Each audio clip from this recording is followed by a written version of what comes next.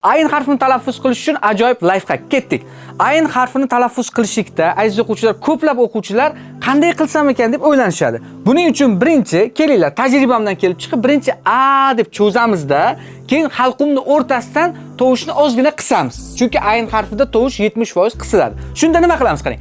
A. Birinchi ani aytamiz, cho'zamiz. A. Endi keyingisi u. Tomog'idan mana ko'rsatkich barmog'imiz bilan kekirdakdan tepada u. Keyingisi ayn harfini talaffuz qilish uchun ikkinchi lifehack. E'tibor qaratadigan bo'lsak, ayn harfi halqumni o'rtasida h harfi bilan bir xil.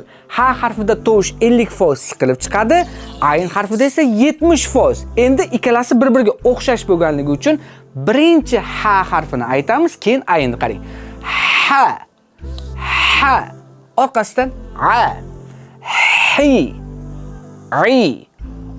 hu, u. Takror aytamiz, qarang. Ha, a, hi, hu, u.